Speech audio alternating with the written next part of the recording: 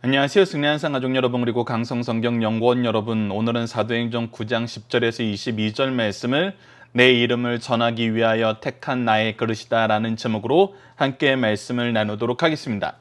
오늘 본문 말씀은 우리가 그동안 꾸준히 살펴봤던 내용 중에 한 가지를 확인하는 시간을 갖게 됩니다. 그것은 무엇이냐면, 우리가 일하기 전에 하나님이 먼저 항상 우리를 위해서 먼저 일하셨다는 것입니다.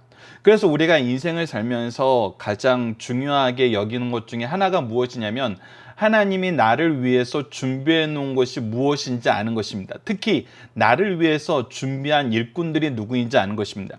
우리는 하나님의 준비하심 안에서 가정으로, 교회로 하나가 되었습니다. 그곳에서는 나를 위해 준비한 환경과 나를 위해 준비된 사람이 있습니다.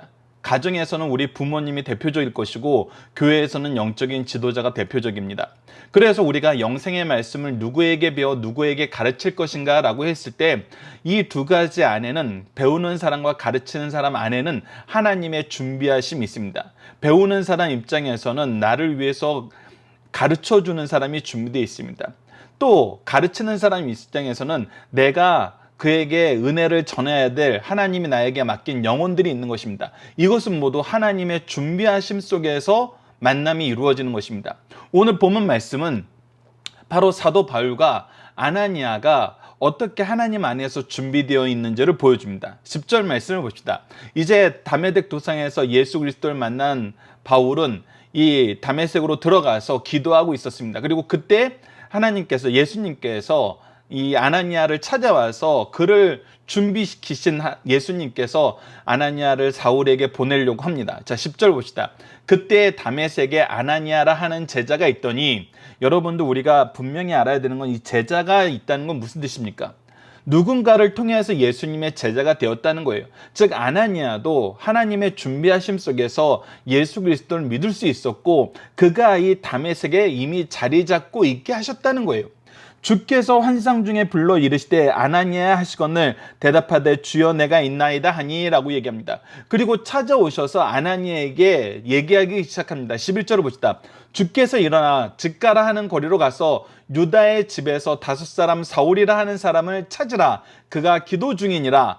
그가 아나니아라 하는 사람이 들어와 자기에게 안수하여 다시 보게 하는 것을 보았느니라 하시거늘. 자, 여기서 굉장히 재밌는 이야기가 나옵니다. 12절을 보면 그가 누굽니까? 바로 이것이 사울입니다. 바울이에요. 근데 이 바울이 지금 무엇을 보았다고 얘기하시는데, 무엇을 봤습니까? 아나니아라 하는 사람이 들어와 자기에게 안수하여 다시 보게 하는 것을 보았다는 거예요. 즉 지금 현재 사울이 눈을 뜬 상태가 아닙니다. 그리고 그가 예수님을 만난 이후로 회개하는 기도의 역사가 그의 삶 속에 나타나고 있었고, 그가 금식하며 기도하고 있었어요. 근데 금식하며 기도하는 중에 무엇을 봤냐면, 이 아나니아라는 사람이 자기에게 안수하여 다시 보게 하는 것을 보았다는 거예요. 자, 그렇다면 이것을 보게 하신 분이 누구예요? 이것은 보게 하신 분이 바로 하나님이십니다. 즉 이 사건을 준비하신 분이 하나님이란 거예요. 누구를 준비했습니까? 첫 번째는 아나니아를 미리 준비해 놨습니다. 아나니아를 통해서 사울을 하나님께로 인도하시는 이 역사에 사용할 것을 미리 준비해 놓으신 거예요. 그리고 이 준비하심 속에서 지금 어떻게 하신 것입니까? 아나니아를 찾아와서 바울에게 그를 보내려 하시는 것입니다. 즉 하나님의 준비하심과 하나님의 역사 안에서 이 일이 일어나고 있는 거예요. 그때 이제 아나니아의 반응이 13절에 나타납니다. 아나니아가 대답하여 네 주여 이 사람에 대하여 내가 여러 사람에게 들었사온즉. 이것은 우리 입장에서 당연한 거예요. 우리가 이해하지 못하는 거에 대해서 하나님께 물어보는 것이 당연한 겁니다. 그리고 그 들은 내용이 지금 예수님께서 자기를 찾아와서 하시는 얘기하고 상반된 내용이 있기 때문에 그것을 질문하는 것입니다.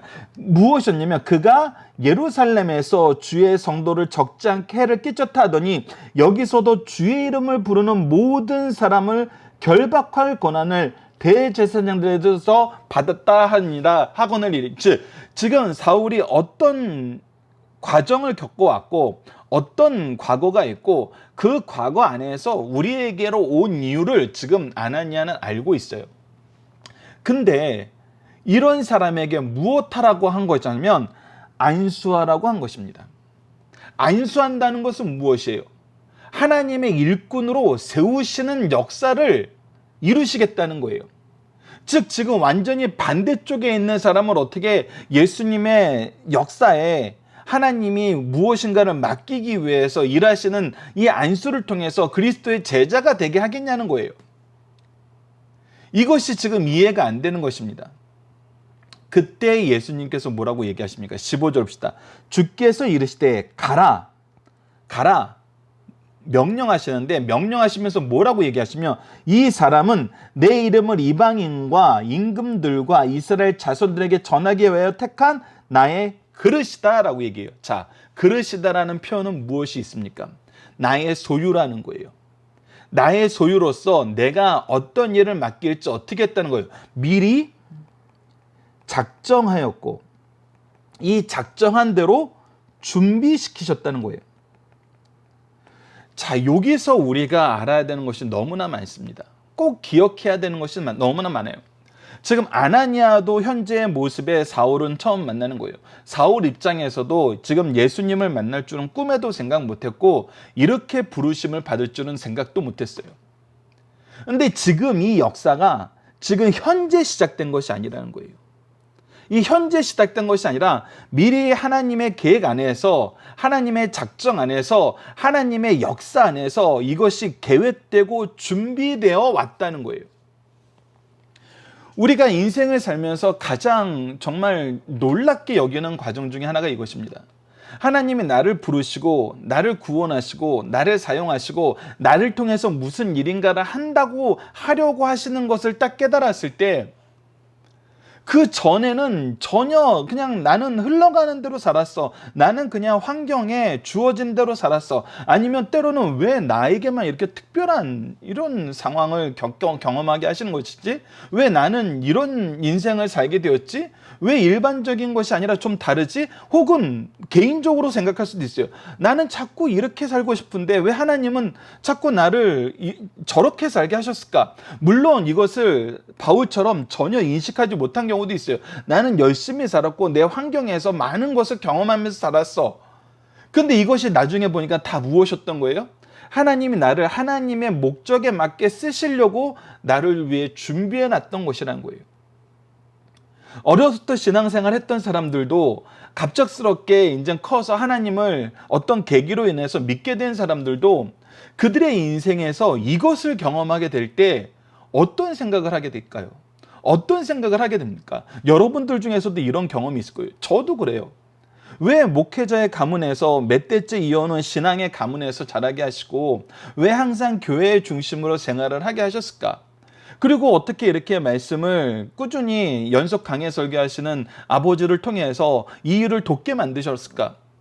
처음에는 내 생각과 내 판단으로 이 일을 해야 되겠네, 이렇게 살아야 되겠네 결정을 했었어요.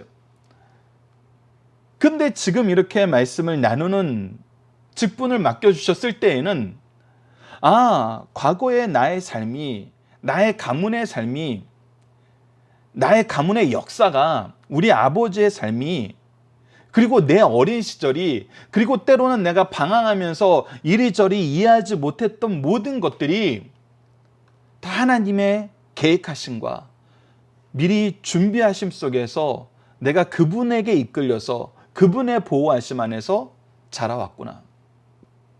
물론 제가 방황하고 제가 실패하고 제가 어리석었을 때가 있었어요. 그런데 그 상황까지도 하나님께서는 지금 현재 협력하여 선을 이루게 하시는 방법으로 나를 이끌어 오셨고, 나의 연약함과 나의 부족함과 나의 어리석음까지도 앞으로 있을 하나님의 놀라운 역사를 위한 준비로 하나님은 바꿔 놓으셨다는 거예요. 우리가 이제 앞으로 보게 되는 것이 바로 그겁니다. 사도 바울이 그리스도인들을 핍박하고 잡아 죽이려고 하고 죽이는데 앞장섰던 거, 이것이 그에게 의로운 일이 되는 거 아니에요. 그가 올바르게 판단한 거 아니에요. 그는 지금 자기의 판단과 자기 행동이 틀림을 알고 지금 회개하고 있어요. 그리고 앞으로 하나님의 일꾼으로 삶을 살면서도 이 경험이, 이 과정이 자기에게 때로는 고난의 이유도 되지만 내가 더욱더 충성할 이유가 되는 것을 보게 돼요.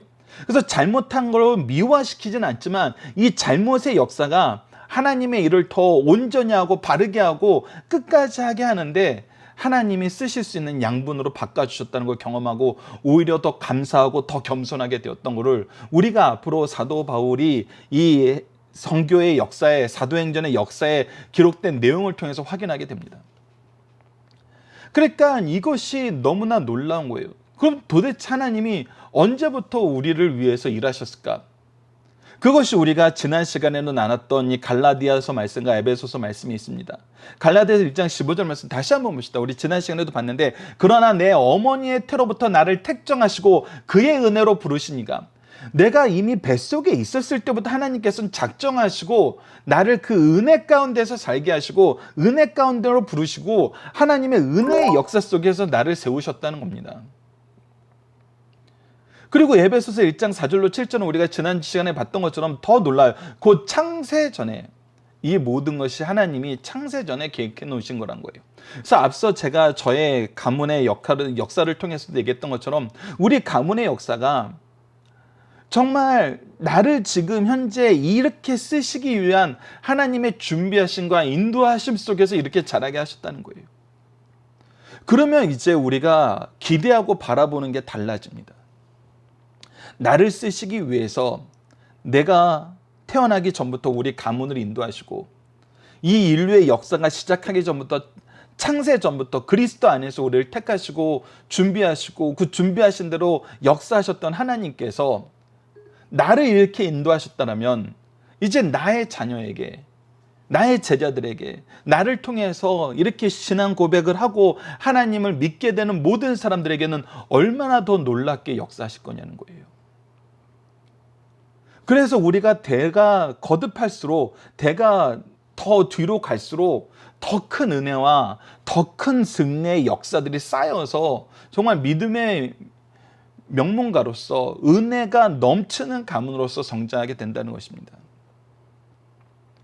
이것을 지금 우리에게 보여주고 있잖아요. 그리고 16절 보시죠. 그가 내 이름을 위하여 얼마나 고난을 받아야 할 것을 내가 그에게 보이리라. 하나님, 예수님께서 다시 무엇을 보게 하셨냐면, 지금 네가 이제 아나니아를 통해서 안수받고 예수 그리스도의 일꾼으로 쓰임받을 것을 보여줬고, 그리고 앞으로 그가 나를 위해서 고난받을 것을 보여준다고 얘기하는 거예요.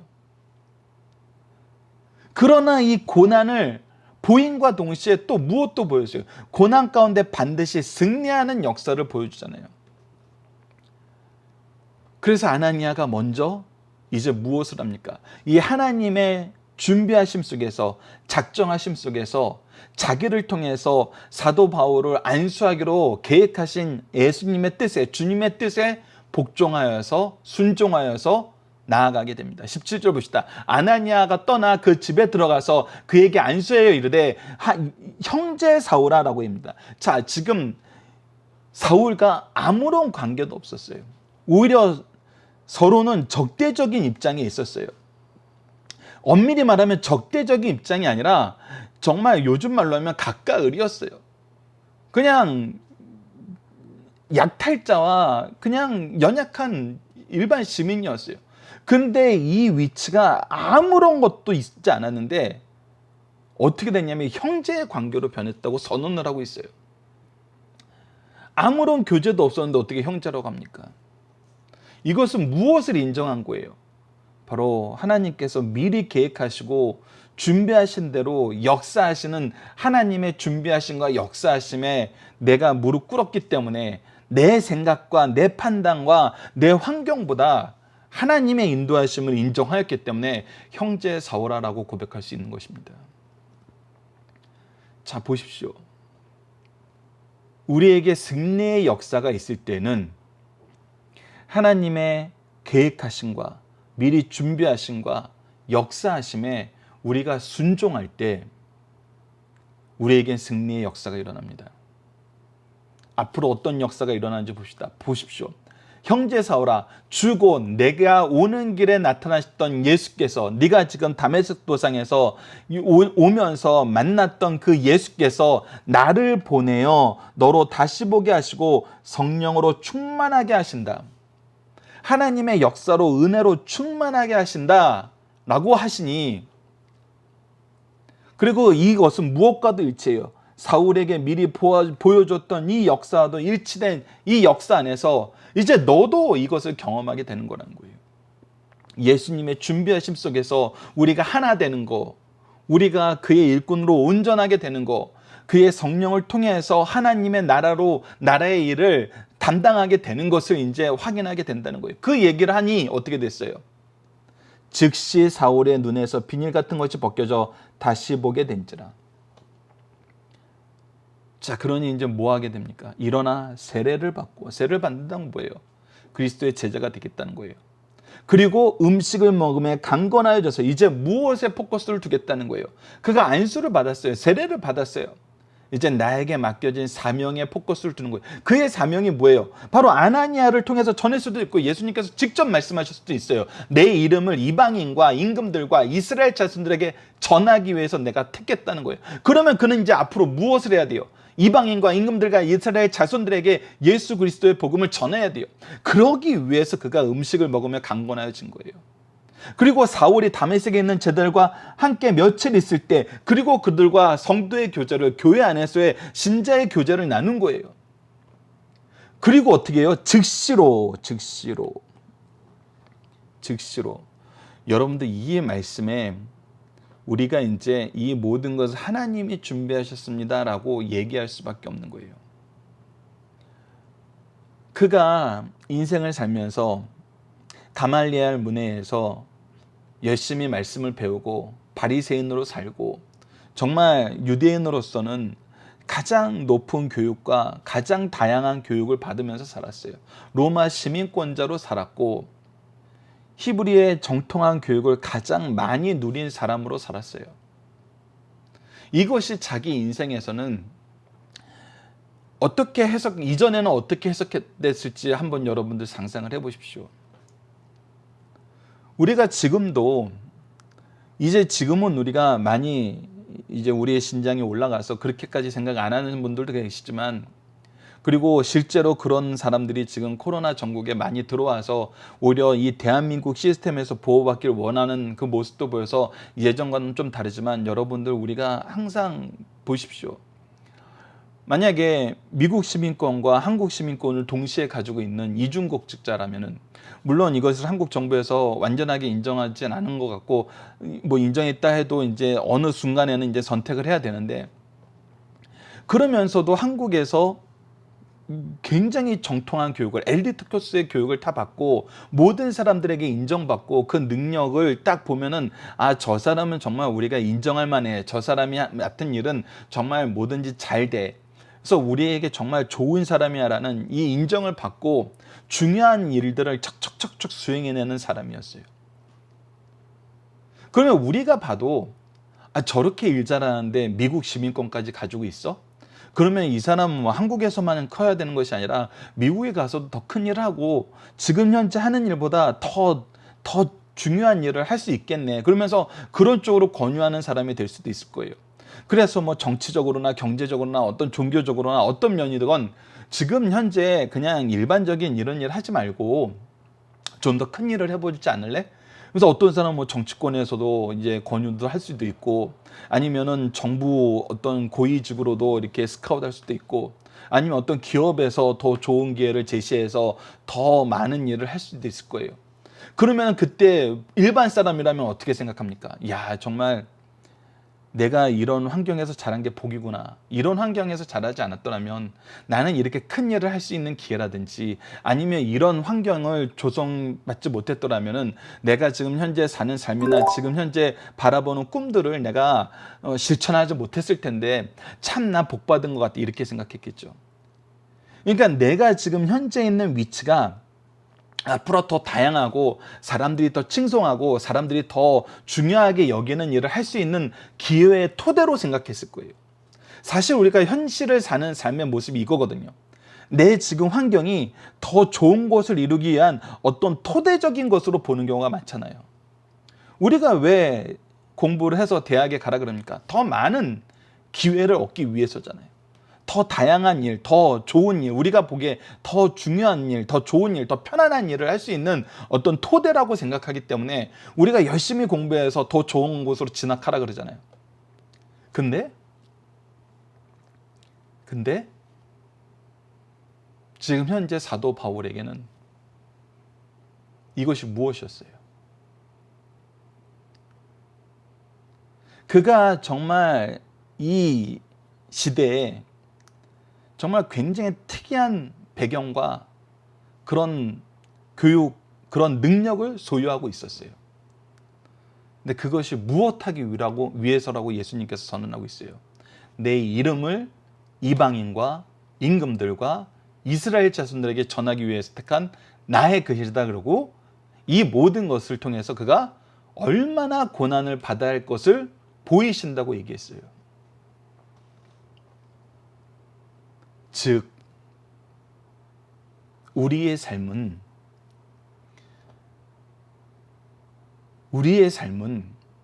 더 좋은 것을 얻기 위한 더 좋은 토대로서의 어떤 환경적인 자격적인 요건을 갖추기 위해서 우리가 그 자리에 간 것이 아니라, 하나님이 그 자리를 우리에게 허락하시고 그 자리를 조성해 주신 것이 아니라 그리스도의 복음을 위해서 이 자리를 조성해 주시고 이 환경을 조성해 주셨다는 것을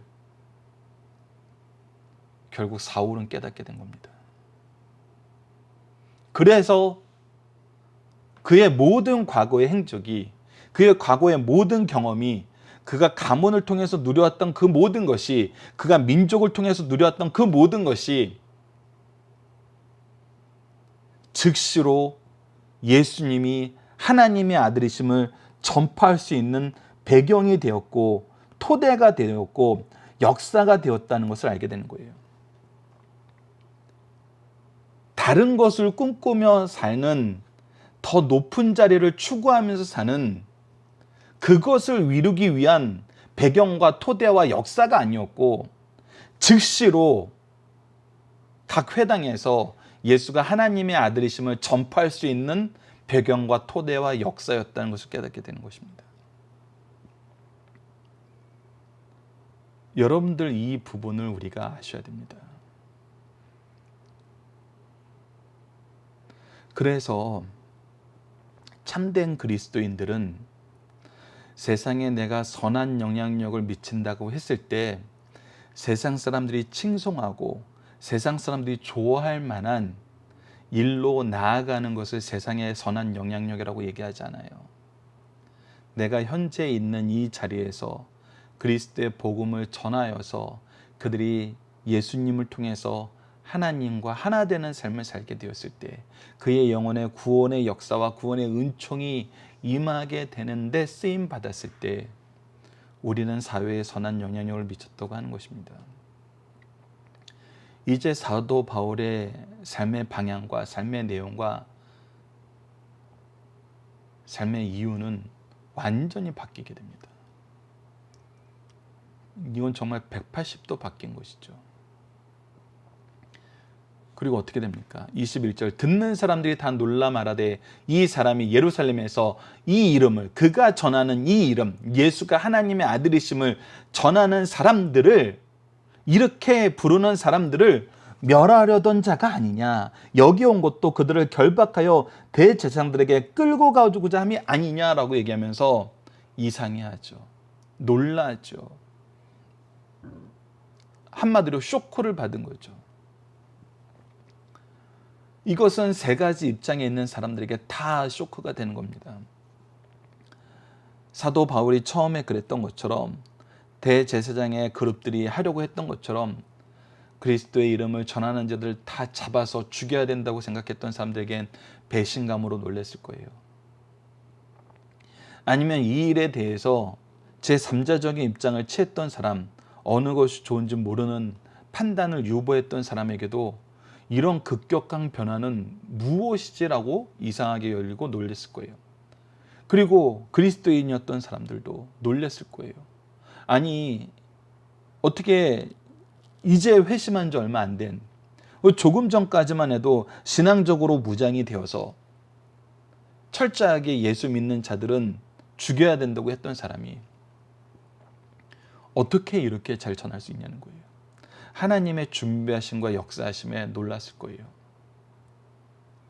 근데 보십시오. 사울은 힘을 더 얻어 예수를 그리스도라 전하니라. 근데 거기서 멈춰지지 않았다는 거예요. 그 놀람에서 멈춰지지 않았다는 거예요. 그래서 다메섹에 사는 유대인들을 오히려 당혹하게 해요.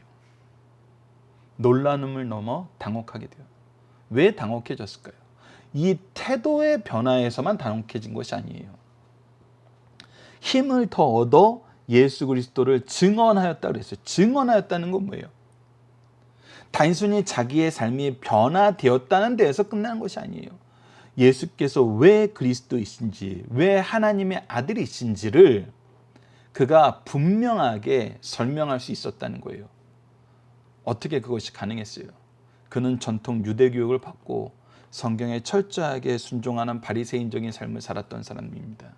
베냐민 지파로서 혈통의 순수성을 유지하는 사람이었고 헬라 문학에 능통한 로마 시민권자로서 헬라 문화에도 정통한 사람이었어요.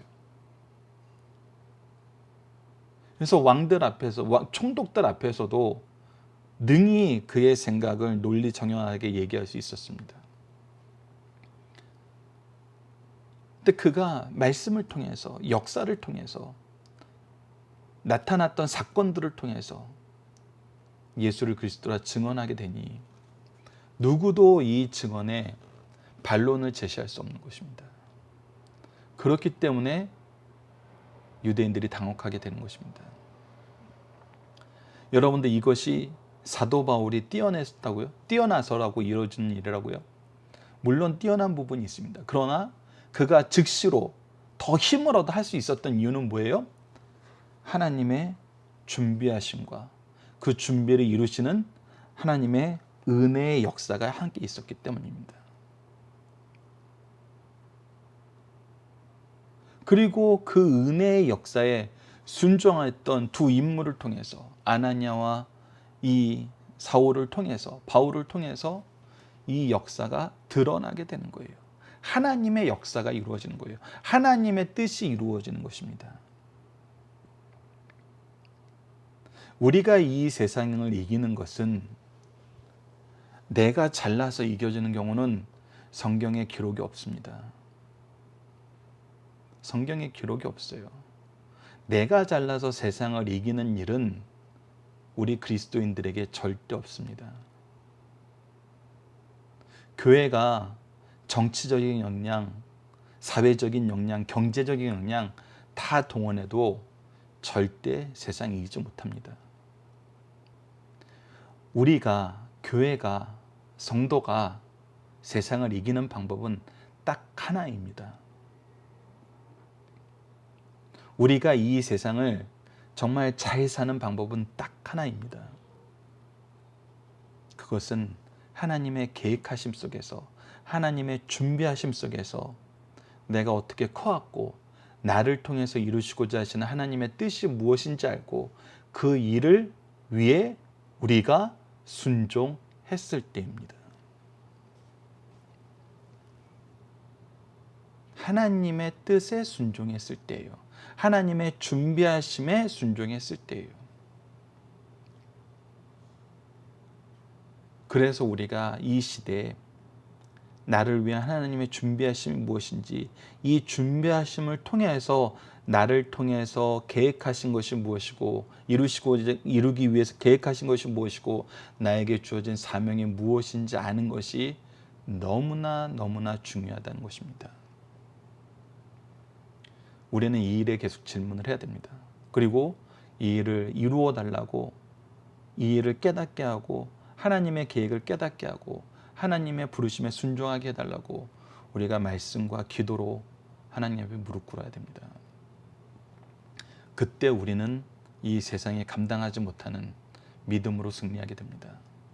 자, 본문 묵상하기를 봅시다. 첫 번째, 주님께서 아나니아에게 명령하신 주님의 뜻은 무엇입니까? 가서 그를 낫게 하고 그에게 안수하라는 거예요. 그를 그리스도의 일꾼으로 삼으라는 겁니다. 아나니아가 알고 있는 사울에 대한 사실은 무엇이었습니까? 그가 그리스도인들을 잡아 죽이려고 외국까지 와는 그런 열성을 가진 사람인 걸 알았습니다. 사울에 대한 주님의 뜻은 무엇이었습니까? 그를 통해서 이방인과 임금들과 이스라엘 자손들에게 그리스도의 복음을 전하고 고난받게 하는 것이 주님의 뜻이었다는 것입니다. 아나니아는 누구의 뜻 안에서 무엇을 위해서 찾아갔나요? 주님의 뜻 안에서 하나님의 준비하심의 역사가 이루어지길 위해서 순종하는 마음으로 사울을 찾아갔어요. 사울은 무엇하는 사람이 되었나요? 바로 예수 그리스도의 계획대로 이방인과 임금들과 이스라엘 자손들에게 그리스도의 이름을 전하는 사람이 됐고, 그 전함이 능력 있고 놀랍고 사람들에게 확실한 증거로 당혹하게 만들 만한 놀라운 역사를 이루게 됩니다. 승리의 역사를 이루게 됩니다. 자, 본문의 중심 상승에서 첫 번째, 사울의 변화는 하나님의 전적인 은혜입니다. 그렇게 완고하며 확신 가운데 교회와 성도들을 잔인하게 핍박하던 사울은 주의 영광을 접하여 그 음성에 얻어맞고서는 죽은 자같이 되었습니다. 이때 주님께서 아나니아를 보내어 안수하게 하여 눈을 뜨게 하심으로써 사울로 하여금 현실 세계와 신령한 세계를 볼 수 있게 하였습니다. 이제 사울은 예수에 대한 신앙 고백을 하고 세례를 받고 다시 태어나게 되었어요. 본문의 말씀은 사울의 이러한 변화는 하나님의 전적인 은혜임을 가르쳐 주신 말씀입니다. 동시에 우리 주변에 이 사람은 결코 그리스도인이 될 수 없다는 사람도 주께서 역사하시면 은혜 안에 들어올 수 있다는 사실을 가르쳐 주고 있어요. 아나니아가 알고 있는 사울과 하나님께서 쓰시고자 하시는 사울의 거리가 있었음을 우리가 확인하게 됩니다. 이것이 두 번째 중심 사상입니다. 아나니아가 알고 있는 사울은 교회를 핍박하던 자로 지금 그가 다메섹에 온 것도 성도들을 잡아하려고 함으로 여겼어요. 그러나 하나님께서 아나니아에게 소개하는 사울은 이방인의 사도요, 지금은 다메섹에 온 것도 그 일을 준비하기 위해서라는 것이라는 겁니다. 이 두 모습은 모두 사실이에요. 인간이 알고 있는 것도 사실이라 하더라도 하나님의 주권적 섭리는 막을 수 없고, 그것을 아는 자들은 그 섭리에 순종해야 됨을 가르쳐 줍니다. 그리고 이 순종을 통해서 우리가 무엇을 경험하게 돼요? 하나님 미리 준비하셨구나. 먼저 선택하시고 이미 준비하심 안에서 자라게 하셨구나. 은혜 가운데 자라게 하셨구나라는 경험하게 돼요. 세 번째, 예수를 증거하는 일은 주저할 수 없다는 것입니다. 사울이 전에는 예수께서 메시아가 아니라는 확신 속에서 교회와 성도들을 핍박하였다면, 이제 예수께서 주와 그리스도가심을 안 이상 지체 없이 즉시 회당에 나가 예수께서 그리스도이심을 증거하겠고 다메섹에 사는 유대인들을 굴복시켰습니다. 이에 다메섹에 사는 유대인들은 예수 믿는 자를 잡으러 온 사울이 예수를 증거하자 그를 죽이려 하였어요. 그리스도가 참으로 구주이심을 확신하는 사람은 예수를 증거하는 일을 주저할 수 없습니다. 이러한 말씀에 근거하여 우리의 신앙을 점검해보는 성도들이 되어야 할 것을 우리에게 가르쳐주고 있습니다. 자, 본문 다짐입니다. 첫 번째, 주님께서 아나니아를 부르신 이유는 무엇입니까? 그가 사도 바울을 세우는데 미리 준비되었기 때문에 이제 그를 사용하시려는 거고, 아나니아에게 하나님의 계획을 보여주시는 것입니다. 그래서 그를 통해서 사도 바울을 세우시는 거예요. 우리를 통해서 누군가를 세우시는 하나님의 계획이 우리에게도 있다는 것입니다. 두 번째, 하나님이 사울을 택한 것은 무엇을 위하십니까? 그가 고난받고 그가 죽기까지 그리스도의 복음을 위해서 수고할 것을 하나님께서 계획하셨고, 그 계획대로 쓰시기 위함이란 거예요. 세 번째, 왜 사울은 지체할 수 없이 즉시 전도를 시작하게 되었습니까? 그가 받은 은혜 안에서 그가 자랐음을 그는 인정할 수밖에 없고 하나님의 계획에 순종할 수밖에 없었기 때문입니다. 그리고 그 순종하는 것이 가장 즐거운 일이고 행복한 일임을 알았기 때문입니다. 우리가 인생을 산다는 거, 인생에서 승리한다는 것은 나를 향한 하나님의 계획에 순종할 때임을 우리들도 같이 경험하고 같이 기뻐했으면 합니다. 자, 본문 적용입니다. 우리를 부르신 하나님의 준비하심과 계획을 바로 알 때 우리는 어려움을 어떻게 극복하게 되나요? 우리가 어려움을 겪을 때 이 시대에도 우리가 이것을 보잖아요. 어려움을 겪을 때 가장 힘든 것이 뭐냐면 혼란입니다. 방황이에요. 이 혼란과 방황 때문에 무엇이 옳은지 알 수가 없어요. 어떻게 해야 되는지 선택에 장애를 가져오게 돼요. 그렇다면은 이 혼란과 방황과 선택 장애에서 벗어나는 것이 바로 우리를 부르신 하나님의 준비하신과 계획을 알 때, 하나님이 나를 이 일에 쓰시려고 준비하셨고 계획하셨다는 걸 알고 있어요. 그리고 이 일을 은혜 가운데에서 이끌어 오셨어요. 하나님이 이 일을 하시기 위해서 우리를 위해서 계획하시고 우리에게 맡기신 사명을 위해서 우리를 이끌어 오셨어요. 먼저 선택하시고 먼저 이끌어 오셨고 이 일을 이끄심에 하나님의 은혜를 우리에게 항상 채워주셨어요. 그럼 우리는 이 일 하면 되는 거예요. 이거는 시대에 따라서 환경에 따라서 변하지 않아요. 조금 다른 모습으로 계속 충성할 뿐이에요. 계속 충성할 뿐이에요. 그래서 그리스도인들에게 신비로운 게 있다는 겁니다. 사람들은 잘하던 일을 어떤 어려움에 의해서 막히게 되면은 어떻게 돼요? 손을 놓게 돼요.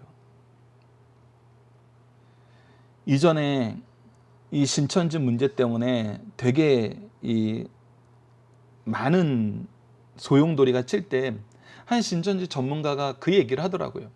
신천지에 있는 사람들도 막 열심히 했는데 어느 순간 깨닫게 되는 경우가 있대요. 우리가 이거 잘못하고 있구나.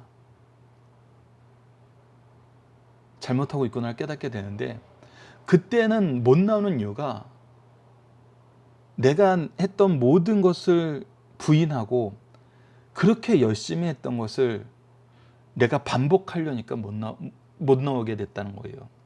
잘못된 건 아니지만 내가 이미 이루어놓은 성이 있거든요. 근데 이것을 다 버리고 나와야 되는 거예요. 그러니까 그걸 포기하지 못한다는 거예요. 지금 우리가 코로나 때문에 어려움을 겪고 있을 때 사실 많은 분들이 이 상황에 직면하거든요. 비슷한 상황에 직면해요. 내가 열심히 해왔던 것이 갑자기 딱 막혀버리는 거예요. 내가 기존에 하던 방법대로 전혀 안 되는 상황이 온 거예요. 그랬을 때 우리는 주저앉게 돼요. 사실 주저앉게 돼요. 다시 무엇인가를 한다는 게 쉽지 않아요. 그거는 우리가 평상시에도 은퇴하신 분들을 통해서 경험하잖아요.